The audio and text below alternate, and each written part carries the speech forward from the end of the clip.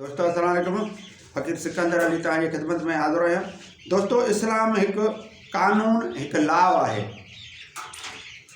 जेको इस्लाम इंसान की खिदमत, इंसान की फलाह, इंसान की मुआशी हालातुनि, इंसान की इक़्तिसादी हालतुनि खे सुधारण जो नालो है। उन्हीअ खे सिर्फ़ु इबादत ताईं महदूद कयो वियो आहे।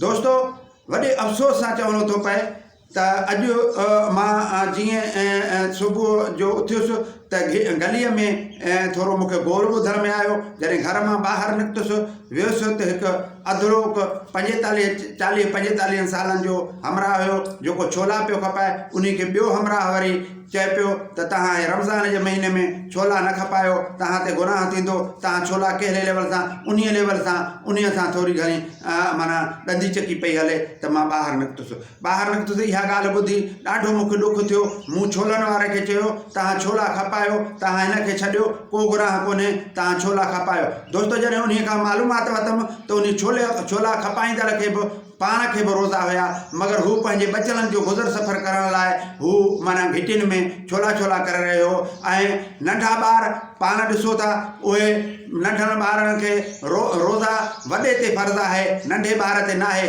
मगर हिननि त वॾो ज़ुल्म कयो आहे जो नंढनि ॿारनि खे बि ज़ोरी माना बालिग़ थियण खां अॻु में के रोज़ा रखाइनि था।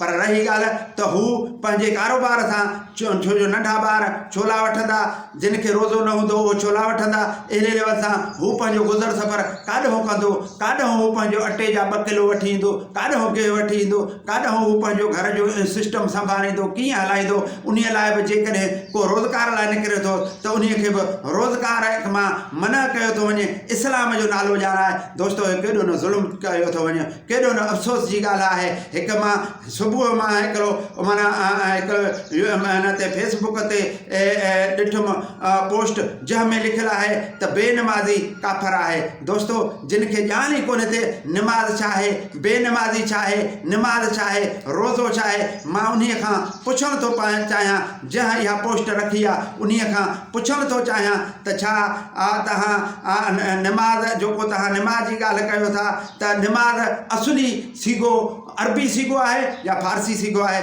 जिन खे ख़बर ई कोन्हे त निमाज़ माना छा आहे, निमाज़ कहिड़ी शइ आहे, निमाज़ छा कहिड़ो दर्स थो ॾिए, निमाज़ छा थो चए, निमाज़ कहिड़ी ॻाल्हि थो ॾसे। जेकॾहिं सिर्फ़ु माना निमाज़ न पढ़ण वारो काफ़र त इन्हनि वटि इस्लाम जी का ॼण चो बूं ई न पहुती, ॼण चो इस्लाम जी इन्हनि खे ख़बर ई कोन्हे। बल्कि ही इस्लाम जा दावेदार चवनि था, कंहिंजो दिलि ईज़ाई कनि था, दिलि खे ॾुखाइनि था। इहो न आहे।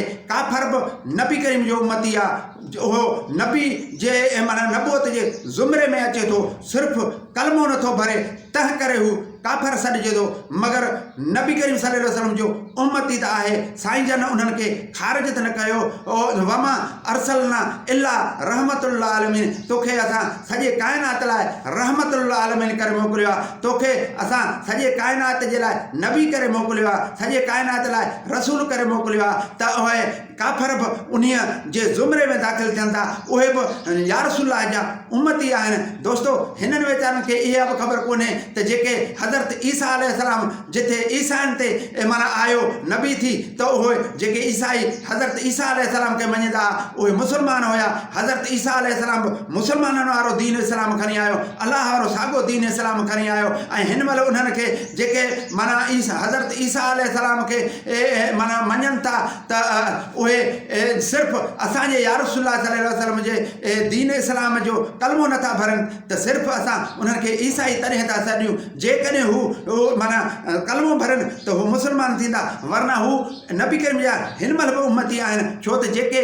नबी करीम जे उम्मती में कहिड़े बि क़ौम जा माना माण्हू अची दाख़िल थिया उन ज़ुमरे में, उन हद में, त उहे बि मुस्लमान माना कलमो भरण सां ई मुस्लमान थींदा, वरना काफ़र आहिनि। त माना कलमे जो लेवल सां मुस्लमान ऐं काफ़र जी परख हूंदी आहे। मगर हिन वीचारे खे इहा बि ख़बर कोन्हे ही निमाज़ सां परख थो रखे त निमाज़ जंहिं न पढ़ी त इहो काफ़र आहे। पर पर मां अफ़सोस सां चवणु थो चाहियां त इन्हनि खे कहिड़नि उस्तादनि पढ़ायो, इन्हनि खे कहिड़नि इहे लफ़्ज़ सेखारिया। हीअ त अहिड़े लेवल सां कमज़ोर हदीसुनि खे बि कंहिंजे मथां माना मलियूं वेठा आहिनि, कंहिंजे दिलि खे ईज़ायूं ऐं ॾुखायूं वेठा आहिनि। जेके कमज़ोर हदीसूं आहिनि, जिन ॻाल्हियुनि जिन जा रावी कमज़ोर आहिनि, मगर हीअ माना ईअं न करणु घुरिजे। मुस्लमान सॼे काइनात जे माण्हुनि सां प्यारु करणु घुरिजे, छो त उहे सभु या रसूलुल्लाह जा उम्मती आहिनि। उम्मती त आहिनि, कलमो न भरियो त छा थी पियो? कलमो भरींदा त उन्हनि लाइ जन्नत आहे, कलमो न भरींदा त उन्हनि लाइ जन्नत न आहे। मगर अमलनि जो दारोमदार आहे। मगर दोस्त जल्दबाज़ी थी मुसलमाननि ते बि लीका कढियूं वेठा आहिनि त इन नमाज़ न पढ़ियो त इहो काफ़िर आहे। दोस्तो ईअं करणु न घुरिजे। महिरबानी। अस्सलाम वालेकुम।